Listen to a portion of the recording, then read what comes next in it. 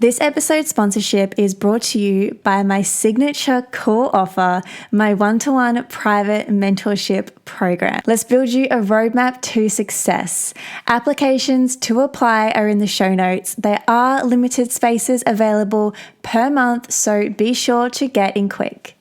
Welcome back to the podcast, guys. This is going to be a new segment I'm going to be having on the podcast once a month. So once a month, I'm going to be doing a book club review.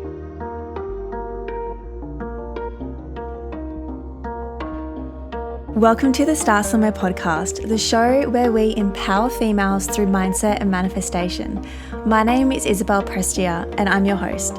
Every Monday, I inspire you with an episode to show you how to attract your dream life. Make sure you hit subscribe so you never miss an episode. It's time to start somewhere together.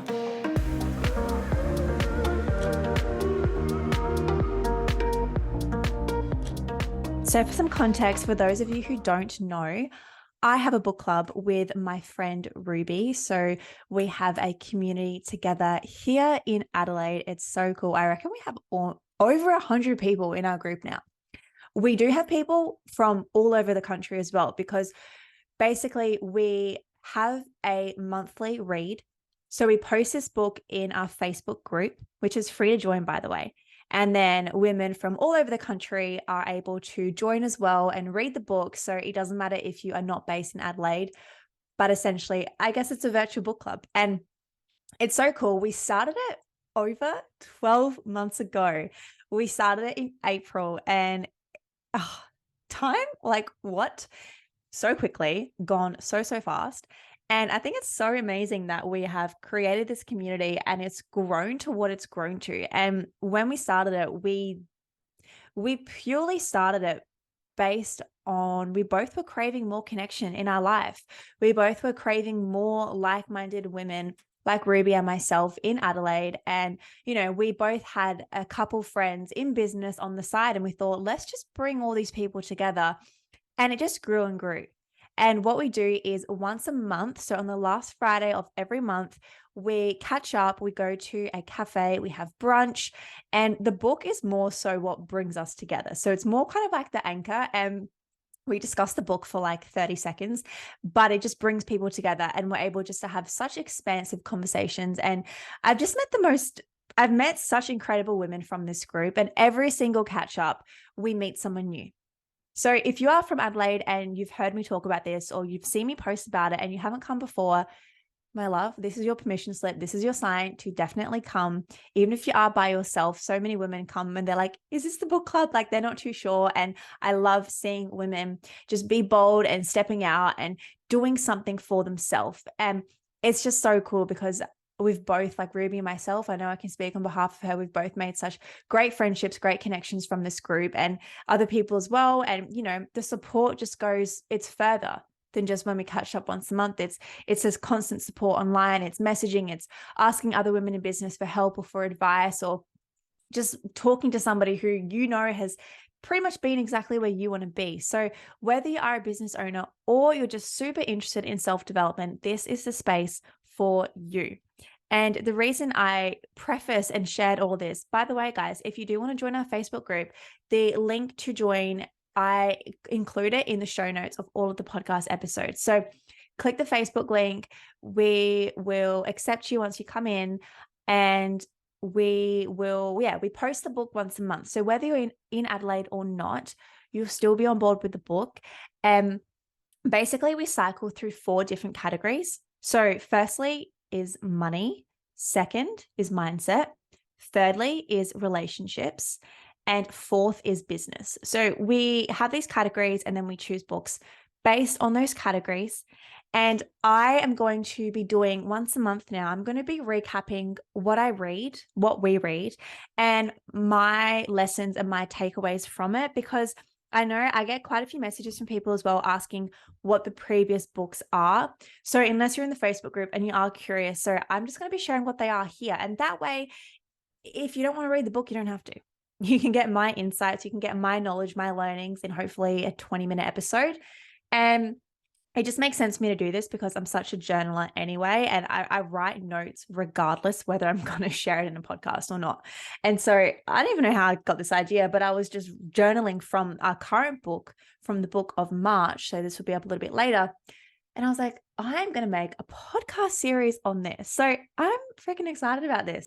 Our book for March was under the topic of love. So relationships. And it was Jay Shetty's 8 Rules of Love. How to find it, keep it, and let it go. So I really enjoyed this book. We actually have also read Jay Shetty's Think Like a Monk. I reckon that was our first read as well. Sorry, in April last year. So I was listening to a Jay Shetty podcast. I think it was when he had Ed Milet on, or maybe it was on Ed's podcast and Jay was on. But I actually think it was, Ed's podcast and Jay was on it. And first name basis, because, they're like my friends. And Jay was talking all about his recent book, 8 Rules of Love. And it's come into my life at such an interesting time. I'm just going to drop that there. Anyone can kind of piece it together. But how to find love, keep love, and let it go. And the 8 lessons that the 8 rules, I guess, they are really, a lot of them is stuff that I already knew, but I'm really mindful not to be like a know-it-all. And even if I do know concepts, I think it's really beautiful to still read or consume that content, but just look at it in a different lens, in a different way. And I truly believe that is how you get more from it. And I'm randomly going to share the story. When I was on my Mind Spray retreat, so all the manifestation and meditation, and I've been living and breathing these things for, 5-6 years. And so a lot of the concepts they shared, I knew, right? Nothing was super groundbreaking. Of course, I learned some new things. But the thing is, the reason I'm sharing this is because I so easily could have been a know-it-all and be like, oh, I don't need to hear this. I'm better. I already know this stuff, blah, blah, blah. But instead, I was like, yeah, I know this stuff. But how else can I get something? How can I find more meaning or deeper meaning or get a new insight or explore a new way of doing manifesting and meditating? And that trip just completely changed the game for me when it comes to manifesting. And I honestly ask for something and it comes straight away. So I want you to always approach things with an open mind. Let this be your permission slip as well. If you're hearing or listening to something that you do think you know a lot of, first of all, that's fucking cool. You know a lot about that topic. And secondly, just sit back with an open mind, because being a student to life is so much better than being a know-it-all. And it's so true. People who always feel the need to talk and they don't shut up and they're always trying to get their point across, when you are obviously not on a podcast, when you are in a social setting and they're just always needing to lead the conversation. There is so much more power in not being that person and just sitting back and observing. Yeah, observing what they're saying, but just observing how you hold yourself and what you're picking up on and the questions or the questions that run through your mind. I just think it's really powerful to shut up and to not always need to, talk all the time, and just allow people to share things with you. Because more often than not, I find I do know I'm quite a great listener when it comes to being around my friends. Of course, I talk as well. I've got a fucking podcast. But the thing is, by being a listener, and by not always needing to ask the questions as well, more times than not, if you can just give that person a little bit of space, a little bit of time, they are most likely going to answer your question without you even needing to ask it. And I think that shows, quite a few things. It's that person clearly feels that safe space around you. And so they're able to do that. And I'm going on a full tangent here, but just talk less is my advice, because I think it gives you more power as a woman, as a human being. And I don't mean this as in you can't have a voice. I mean it in observing and taking note of things. And you just notice so much more. And whether that is about, the person, the people you're with, the situation at hand, or it's about yourself. It's about how you can hold things and handle things. And so anyway, we're on a full tangent mode. Let's wind it back. Let's wind it back. So I'm going to be recapping my insights from Jay Shetty's book, The 8 Rules of Love. So I'm going to actually break this up into his 8 chapters. So what my main takeaways were from the chapters. So I'll share what each lesson was and then my meaning of them. And yeah, I feel like, as I shared before, this book is coming to my life at a very interesting time. So divine timing is always at play, without a doubt. And it's been a really beautiful tool for me to keep love and to keep it around and to discover it more and to approach it with a different lens and a different mind. And it's beautiful. I'm here for it. So I'm feeling all the good feels. So let's jump into this. Rule number one was all about solitude and more so letting yourself be alone. Now, if I'm not the biggest advocate for this, then you haven't stuck around to enough episodes to know that that is what I'm all about. My love, I think solitude time is so powerful. And this ultimately is self-love. And I say this a lot. I think self-love is the best accessory you could wear. Self-love can mean so many things to different people. To me, a big part of it is confidence. Confidence is the best accessory any woman can wear, right? And that can be that confidence too. You know, a lot of the times, I'm coming back to my example of talking so much. Maybe we're doing that out of insecurity, or maybe we're doing that out of needing to prove something or to be a know-it-all or to like whatever it may be. But do you notice that woman in the room or in the space or wherever you are, and she can hold herself? And she almost has this like alluring mystery sense to her. And I guarantee you, she is a confident person. So self-love.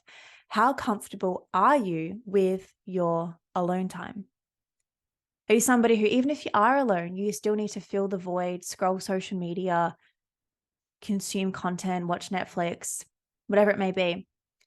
Are you able to go for a walk by yourself without your AirPods, without listening to a podcast? No shame if you're listening to me right now on a walk. But are you able to do that? Are you able to drive with nothing on in the background? And like I'm giving a bit of like what's the word I'm looking for? Like a using stimuli to like override our senses, right? Because I think that is a big part of alone time. Like you're listening to me right now on a podcast. It's like we're kind of hanging out right now. You know, same with listening to music. It's like you're having a good time. You're dancing with whoever's singing the song, watching movies, watching Netflix. Like you're envisioning being in that situation, right? Like you're watching it. It's next to you. So let's peel back alone time in a different lens and really look at it through like the lens of these external, this noise, right? Like I shared a lot about noise in episode 100, by the way. Loved recording that episode. I'll link it below as well in the show notes for you guys. So self-love, a huge topic. I'm not going to go into it too much because it is, I feel like it's something I chat about a lot, but let's keep rolling because these get juicier. Okay. Rule number 2 is don't ignore your karma. Now, this was a really profound one for me. I really love this whole concept. It was really cool. It was really refreshing for me to read this chapter as well. And ultimately what I got from this is every action causes a reaction.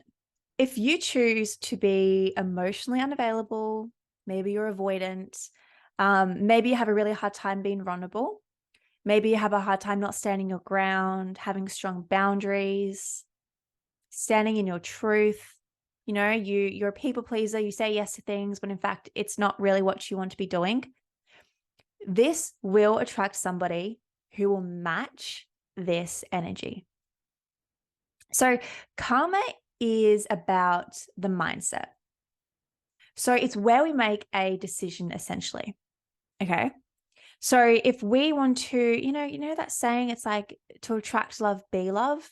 That's like really broad and fluffy, right? So let's like unpack this a little bit more. If you are single and you want a relationship, but you are somebody who is avoidant, and what I mean by avoidant, if you don't know, they're anxious and avoidant attachment styles. You know, you run away from conflict. You don't want any drama or negativity, which I mean, we don't, like no one wants that, right? But in a way where you don't stand your ground, or maybe you do encounter some conflict and your automatic response is just to retrieve and like run away and be like, no, I'm not dealing with this. You don't want to work through it and figure out the lessons and the growth and why you did that and why they did that. And, you know, the uncomfortableness, like that's not fun to do, right? Like I love self-growth, but like heading on conflict front on and having those icky conversations. Like, fuck that. That is not a fun time. Like, that is not a vibe. But that is the power. Because having those uncomfortable conversations is what is going to do so many things. Firstly, show how strong the connection is, the test of time, how strong and powerful you can be. And so the reason I'm sharing this is because if you are somebody who doesn't want to deal with that and you're single and you're attracting people that aren't staying in your life and that's like a bit of a flimsy connection or whatever it may be, it's just not what you want, right? What are you doing in your life? What is your mindset? What is a habit or an action or something that is causing that to come in, that is reflecting that? And it's not to say that you're to blame and it's all your fault. That's not the point of this. The point is, like, this is an example of what shadow work is like, looking at yourself and being like, okay, how is this me? How am I doing this?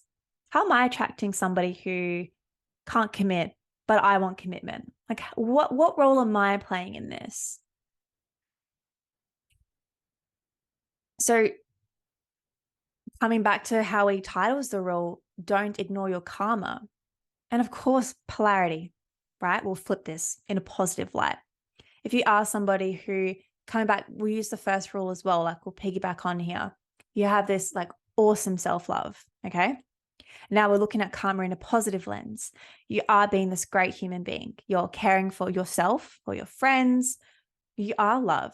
You are willing to work through things. You are willing to be vulnerable, but you don't have the love or the relationship or the connection that you want yet. Keep on chugging along, my love. Not the sexiest answer, I know. Good things take time. Okay? I repeat this to myself constantly. And it's what helps you find the silver lining. It's what helps you find strength and growth and power. And it's what helps you, like find the positives in a maybe not so positive situation. And, as I'm recording this, I've been single for over 3 years. And I remember as soon as I left my ex-partner, and I just remember this moment so clearly. It was like the end of 2019, and I was going for a walk and I was just reflecting on everything. And I said to myself, and I guess the universe, that I am so willing to wait for the quote unquote right person as long as it takes. Like, I'm not here for these, 6-month relationships or a year relationship that's just going to end because it's not aligned. And I'm not going to settle just because I'm bored or lonely. Like, that isn't even in my forecast for life. And I affirmed that, and I knew that, and I knew in my heart and in my soul that I would be single for 3 to 4 years. Like, I knew that. I just had this feeling, and it served me so much. It's been the best 3 to 4 years.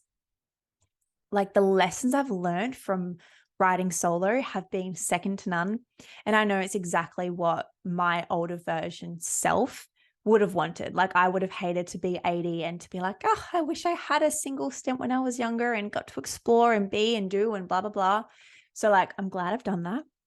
And I'm very excited to be moving into more like stable waters and have that person around me and have that sense of security. And good things take time. And for anybody who can relate to the story and can see themselves in any part of that journey or that experience I just shared, just don't ever settle. Don't settle because you're bored or because you're lonely or because it's what you think you should be doing, right? Like, wait for it. It's so much more powerful. It's going to feel icky, but that's what makes it more powerful, because when you can push through that resistance, what you're going to learn on the other side, I said this in the last episode as well, what you're going to learn is something that you can't read in Jay Shetty's book, 8 Rules of Love, or you can't hear me recite it on a podcast or listen to it in another podcast or read in another book. It's that messy action. It's that dedication to yourself. Like, that is where the magic lies. And there's 2 sides of karma. So just continue to be a good person, even when you don't get the results you want. Your karma is compounding, right? The past 2 years for me have been the whirlwind of all whirlwinds. Okay. Well, we've all gone through different, our own versions of whirlwinds. And there's been so many tests and so many challenges. And it's like I wasn't fully present to really acknowledge all of that, because now that I've just come into such a beautiful, soft era of my life, I'm calling it that. I'm making this big romantic big deal because it's what we do here. I'm able to really reflect and look back on and be like, how did I do that? How did I get through that? How did I shift from that version of myself to this version of myself? Like, how did I tolerate that? How did I put up with that person? How did I do all of those things? Because it was something that I didn't think I would endure, or that I would go through. And it's something that I don't want to go through again, because it wasn't soft. It wasn't this beautiful, delicate, gentle, expansive. No, it was definitely expansive. It wasn't this beautiful, soft, gentle approach to life and to living. It was hard. It was challenging. It was brutal. It was lonely. It was dark. And it was just something I don't want to experience again. Okay. But it's something I went through. And like, the reason I'm sharing this is because whatever time you are in right now, like, we operate in seasons as human beings. I'm creating this new kind of like method for us to follow, this new framework. Okay. So as we do with the weather, we as human beings are the same. And I think this is just such a beautiful, comforting mind shift that we can always, always affirm to ourselves. If you are in a really shitty, confusing, dark, gloomy, uncomfortable period of your life, I've got some fantastic news for you. And that is, it is not going to last forever. As if you are in a beautiful, fun, joyful, expansive, positive as fuck time, that is also not going to last forever. Okay? I'm not being a Debbie Downer here. I am extremely optimistic. I'm an extremely optimistic person. But it's important to bring a bit of realisticness, is that a word, to our life. And I think by affirming ourselves of this, it makes us firstly get through the shitty times, knowing that it's not going to last forever. And then secondly, it makes us just savor and appreciate the great times so much better. So, random tangent, yet again, clearly was meant to be said. I know this was supposed to be shared for a specific person out there. If this is for you, I really hope that hit home and you got some insights from that. Rule number 3 is all about compatibility. So we're moving past the solitude, the self-love, the self-growth, the soloness, right? Now we're moving into compatibility. And this is where a lot of people encounter challenges. This is when we start to encounter challenges. Actually, we're always encountering challenges, right? And he defines this rule as define love before you think it, feel it, or say it. I think this is really cool, this one. And what I got from this is even cooler, I think, for me, which I'm sure will resonate with you as well listening to this podcast, is trust is everything. Trust is everything. Okay?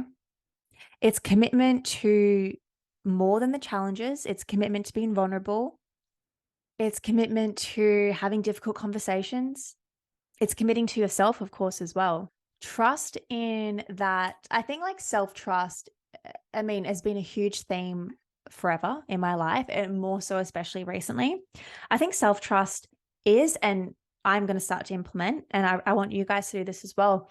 It's like the best strategy we can use for life, right? Because there's no, yet again, right or wrong answer. This was a huge theme of last week's episode. There's no right or wrong answer. It's more so, if you take one decision, you not taking the other decision isn't a missed opportunity, because you chose to take that certain decision, right? So you can never make a mistake in life and be like, oh, I regret this. I should have done this. I should have done that. Because at that point in time, it's exactly what your soul, your body, your mind did, right? It was meant to happen. Like, whether you believe in our life is mapped out for us or not, you're a co-creator, whatever it is. Just make so much peace that even if you don't think it was the quote unquote right decision to make, it was still the decision that was made. And let's just ride with that. And that comes back to trust, trusting that you are doing all that you should be doing, that you are exactly where you need to be at this very moment in time, that you aren't too far behind. You aren't too far ahead. You aren't missing out on all of these things.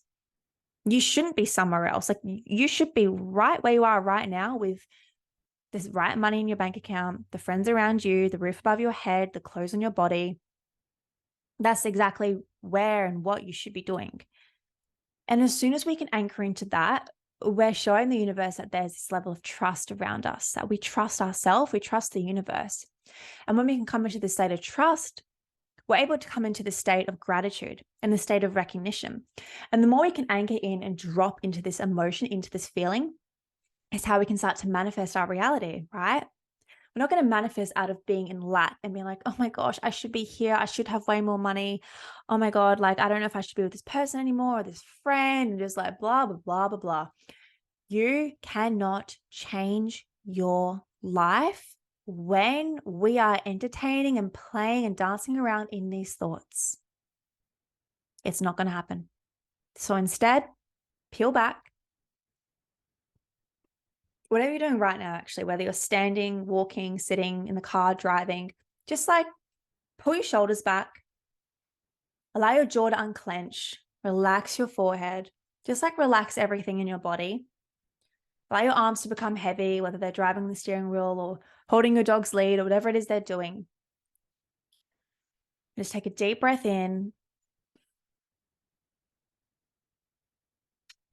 and out. And let's just chill for a moment and trust that you are in the exact perfect position. The quickest way I manifested something not too long ago, I really had to affirm that my life was perfect as it was. And I didn't think it was. I thought I had to be somewhere else and be somebody else and be with certain people. And I just didn't think I was far enough ahead in life. And it got to me. And it wasn't until I was on a walk with one of my best friends and I was telling her this. She's like, Belle, you need to recognize, you need to realize that your life is perfect right now. Whether you believe it or not, that's a whole nother story. But our beliefs are based from our thoughts. So we can essentially tell ourselves a new belief. Okay. And a huge part of manifesting is this piece of being delusional, but not in like a crazy way. Bear with me here. She's like, you need to affirm that your life is perfect. And it felt so icky and uncomfortable for me to say that, because I kind of had told myself the word perfect shouldn't be used because nothing's perfect, right? But I had to tell myself that my life was perfect right now, just as it is. And so I started to repeat this to myself, and it felt icky. It felt wrong. I didn't believe it, but I kept going. So it's repetition. Same with habits. It's repetition. We are training our brain. We are showing new ways to think and to be. And by doing this, we start to create shifts. We start to make shifts in our life. We start to change our physical reality from a thought in our mind. Like, can we just like recognize that for a second? So I was like, okay, I'll do what I do best. I'll manifest. Cute little rhyme. And so I would do this. I would affirm to myself, my life is perfect. My life is perfect. And it felt icky. It felt wrong. I felt like a fraud. I felt stupid. I was judging it. I was doing all the things. Trust me, I was doing all the things. And this was like 3 months ago, guys. And then things started to shift after about 2 days. You know, I'm not saying it's going to happen for you, but when you get to a really powerful part in your manifesting journey, I'm going to say, things happen just like that. And something that I had been longing for 3 to 4 years came into my life. And I know some of the listeners will be piecing this together. So if you have, DM me. I would love to know. If you need a hint, it's like, think of the topic of this podcast and like the 3 to 4 year little time frame. Anyway, giving too much away here. But self-trust is on pair with how powerful self-confidence is. And just knowing that you're not making a wrong decision, and you choosing to do something or to say something or to be a certain version of yourself isn't wrong. And you're not, in fact, missing out on something else. You are in the exact moment you need to be in. You have the exact right people around you at all times. Whether friends come and go, some are closer, some are distant, whoever is around you right now is meant to be there. Okay? And nurture those connections is like a huge, huge message I've been receiving so much. Connection is like one of my top 2 values, right? And so when we can nurture these connections and have these vulnerable conversations, these difficult conversations. Actually, it was interesting. February was like a big month of me for that. And 2 very close people in my life, I had 2 very difficult conversations with. And, you know, my inner avoidance wanted to be like, I don't want to do this. But I did. We did. And what we got, what the outcome was from those conversations is something you can't read in a book or listen to on a podcast. It's experiencing it and showing the test of that connection. And like, I think that is the most beautiful thing when you can have these human beings in your life that stick by you when times get tough, and you're able to look past differences and different viewpoints. And yeah, you have different opinions and different ways of thinking and being, but there's still that care there and that nurture there. And I just think I really want you to nurture a connection today. Think of somebody in your life. Maybe it's a best friend. Maybe it's a friend who's become a bit distant and you miss them. Maybe it's a family member. Maybe it's your boyfriend or girlfriend. Maybe it's a work colleague. Maybe it's a stranger on the street, right? I want you to create some kind of, what is an act of nurturing you can do? If it is a stranger, maybe it's giving them a warm smile. Like, how good does it feel when a stranger smiles at us? You're like, fuck yes. Like, there's love in the air right now, right? But maybe look at a connection closer to you, that friend that's gone distant, maybe the best friend that you talk to every single second of your day. Doesn't matter where you are at in your communication, but just somebody that you care for. Just reach out, let them know you miss them, let them know you want to talk, even if it's just to say, hey. I just think connection is it's a power, it's a superpower. It's kind of like it helps us get further in life. You know, if you want to go far, go alone. But if you want to go fast, go together. And like, imagine both of those things together, going fast and far, getting to where it is you want to be in such a beautiful approach with the right people around you. Like, imagine getting to where you want to be in life, having all this money and whatever it is that you want, right? We'll use money as an example. But you have no fucking friends around you. You got no family around you. Like, what is the point of that? And like, you're probably thinking, oh, but I would have the money and I can do the things. Like, I guarantee you that will wear off in a moment, right? Like, the high of making so much money, like that does not last forever. But having people around you to celebrate that with, like, that is powerful. I remember when I had a really big week in my business last year and I got a glass of wine with a close friend of mine, and like, that mattered so much more to me that I was able to celebrate that with somebody. You know, like, I don't want to just be making like hundreds of thousands of dollars and like having no one to share that with. Like, that's not fun to me, right? So I think anchoring in with self-trust, like, what does that look like for you? Wow, guys, we are getting deep today. I'm kind of here for it. Really, really here for it. Before we continue, first a word from this episode's current sponsor, calling all my women who are emerging creatives, teachers, leaders, and trailblazers who want to manifest more abundance. Do you often feel scarce in your money and abundance mindset, lack momentum, like there are way too many limiting beliefs, and have low self-trust to take the next steps towards your dreams? Or perhaps you're time poor. There's never enough hours in the day to allocate it on the things you would love to be doing instead, whether that's starting or working on your business or living in more alignment. I used to be there too, which is why my one-to-one private mentorship may be the ultimate solution for you. Get clear why there is a lack of self-belief and instead get into alignment with your highest self so that way you can attract more money and abundance and create inspired action on what your next moves are. Feel motivated again, no matter how unsure you feel right now. Let's build you a roadmap to success.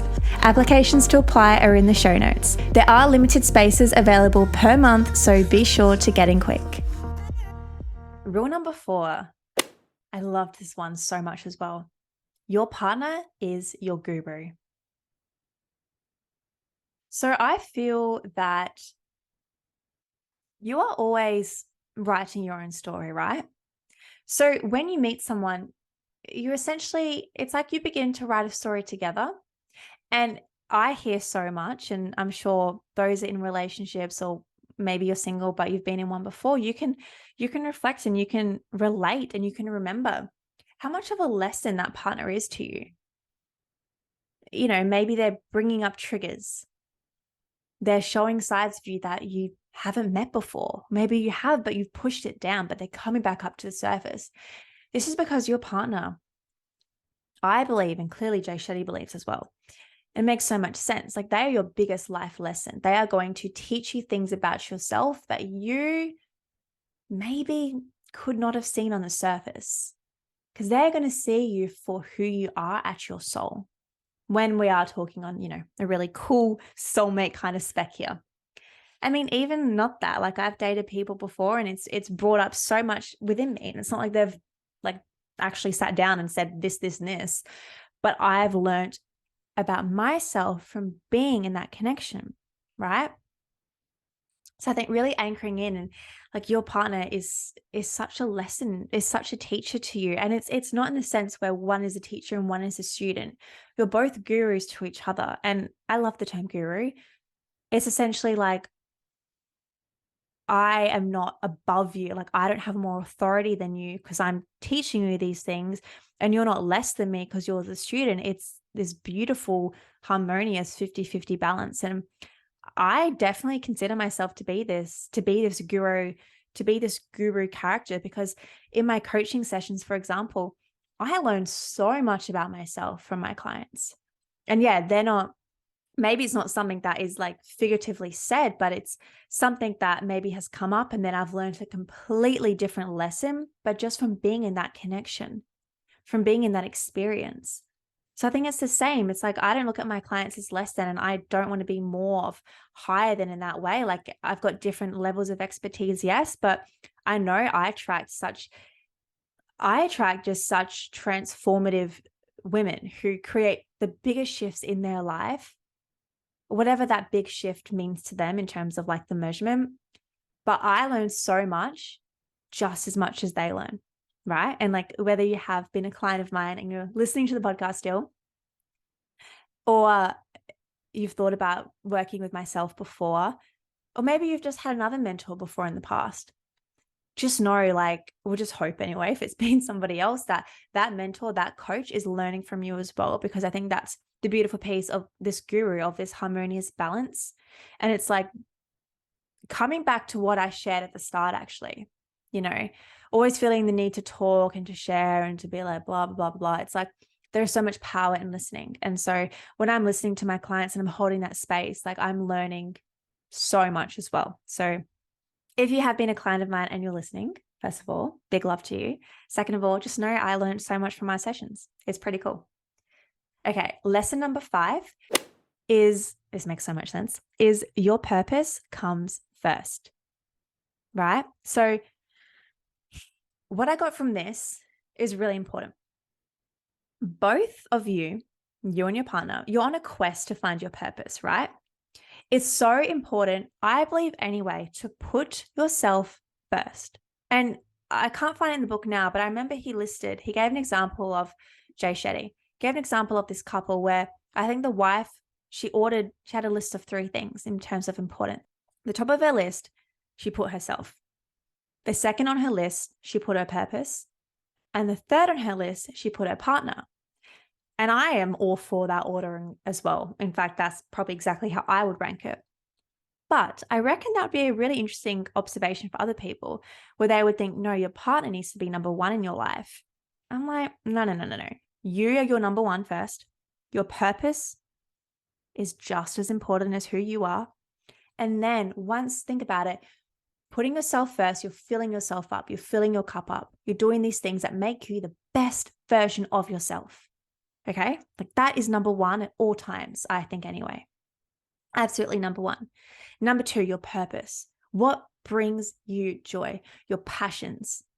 Whether it is something that you've turned into a business or whether it's a hobby on the side, it doesn't matter.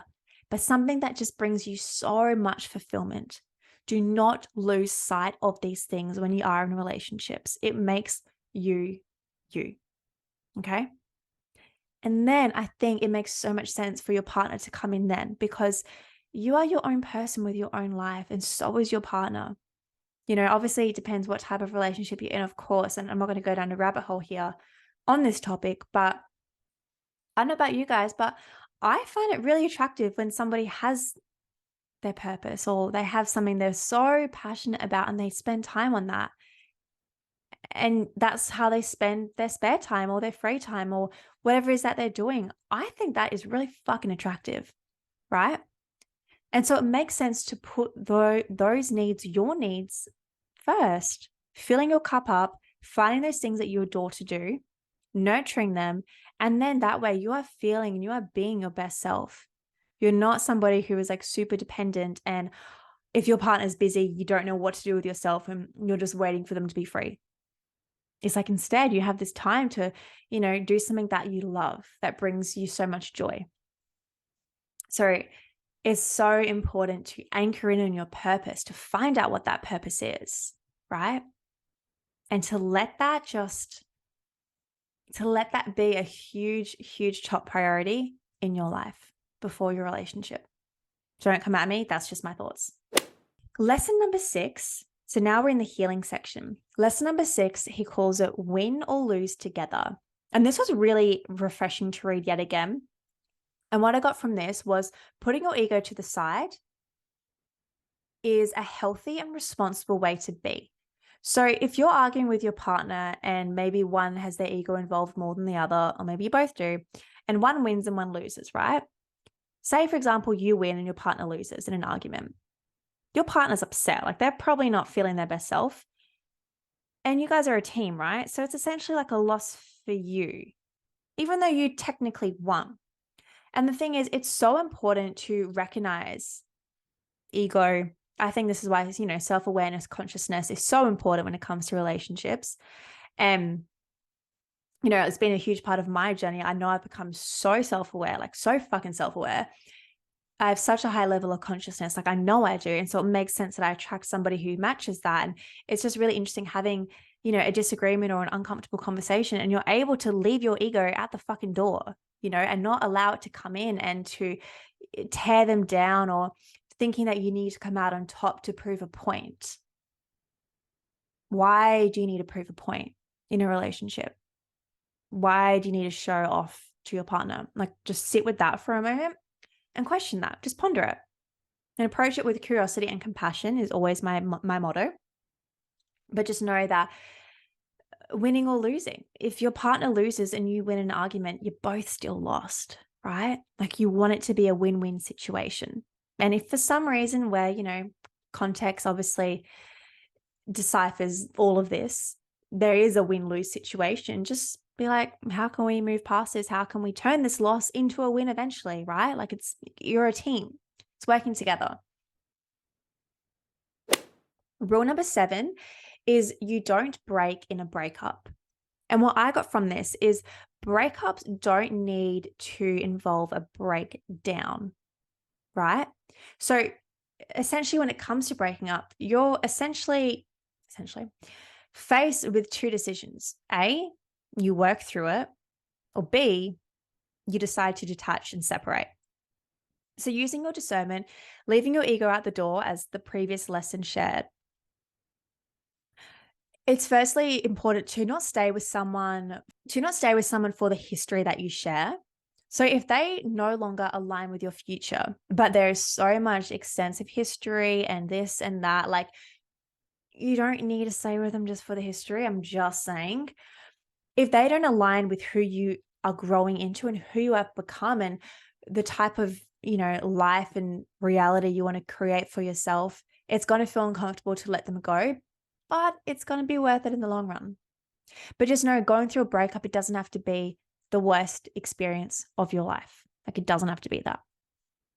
Right. And when we can do it in an authentic way, and we're able, like, we realize maybe this person isn't good for me. Oh, I'm just going to stay. It's easier, like whatever. And then maybe, you start to notice somebody else, or you start to get distracted, or you don't start to do the things that are good for you anymore. Right. And then it involves in this like gross, icky breakdown. When instead, if we can like build this level of self-awareness and self-confidence and self-trust and self-love, right? And we have our purpose at the front of our mind. We're working towards finding our purpose. I know we don't all know that, right? And then we do encounter like, actually, I don't know if this is it for me anymore. And like, that's not a fun time. Like, I know, like, I'm not taking that lightly. That is not a fun realization. However, by you really anchoring in and being like, using your discernment and being like, do I want to work through this? Or I know it's not right. I need to detach. And whichever one you decide, if you do choose the detaching side, like, it's fucking hard. Like, I know that. I'm not sugarcoating that at all. But just know, by you acting on that in an authentic way is just way beneficial than if you choose to push it down. And it comes up in 3 months and you push it down. And it comes up in 6 months and you push it down. And before you know it, it's a year, 2 years down the track, and you're resenting so much in your situation because you weren't acting on your first instinct. So using your discernment, going through a breakup does not involve having to have a breakdown. Of course, it's not going to be a fun time, right? But it doesn't have to be the end of the world. Like, it doesn't have to be. It's your thoughts, it's your decisions, it's your perception, it's your actions, it's your behavior. That is going to decipher how much of a breakdown that breakup is going to be. So I'm going to leave that there. And rule number 8, we're going to leave it on a high. He calls it love again and again. And what I got from this is love for yourself first, right? Give that love to yourself first. And if and when you do go through a breakup and you think, oh my gosh, I'm never going to meet somebody again, I'm going to be alone forever. We've all felt that. I felt that. Trust me, it's not going to be the reality. Having the courage to love again, to trust again, to put yourself back out there again, that courage is something that should never be taken lightly, because that courage is powerful. That courage is something that is something a lot of people struggle with. But knowing that it's going to be okay again. And let's apply this to friendships as well. It's going to happen again. You're going to find your group of friends again. You're going to find that friend again if you've drifted from people, whatever it may be. Same with romantic love. Maybe you've been single for a few years. That's okay. You're going to find love again. And it's so important to open yourself up to this. And if you are in a season where you don't want to open yourself up to it and you're like, I can think of anything worse than dating and this and that, cool. That's fine. Let's put a pin in it. Focus on yourself. Do your thing. That is going to serve you so much. That was me for like 3 to 4 years. That is going to serve you in such a way. Like, I love that season so much. But blocking yourself from loving again is not the way to be, right? Like, think about human beings. We are essentially designed to have this connection, to find this counterpart, to create this life together. And it's not always going to be a walk in the park. It's not always going to be easy. But wouldn't you rather have that amazing special somebody to do all this with, and to have that guru, and to learn and to trust and to explore, and to have that person by your side, opposed to being like, no, I'm too scared to trust again. I've been heartbroken again. It's not worth it. I'd rather just be by myself. Like, that gets boring, right? But if it's not your season, it's not your season. But just don't let the fear stop you from having something really incredibly wonderful. If your past experience hasn't been that, that sucks. I'm sorry to hear that. I don't take that lightly yet again. Like, that fucking sucks. We're not disregarding that at all. But we're rising. We're coming out on top, right? We can only go up. You're not going to go backwards. You're not going to repeat the patterns. You're not going to have the same thing happen again. We're going to move forward. And so just know it takes so much courage to love yourself again and again, to love again and again. And these are all my takeaways from the 8 rules of love. So we'll recap them. Number 1, let yourself be alone. Rule number 2, don't ignore your karma. Rule number 3, define love before you think it, feel it, or say it. Number 4, your partner is your guru. Rule number 5, your purpose comes first.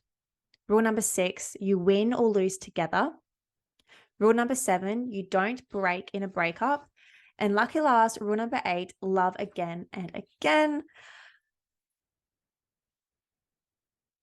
Thank you so much for tuning in to the podcast, guys. I'm so excited to be recording these monthly book club recaps for you. It's so fun to me, firstly, to read the books and to write notes, and secondly, to just relay all this information with you guys. That sounds so incredibly dorky and lame, but that's who I am and that's what I love. So I hope you enjoyed, and this way you can bypass time and not read the book.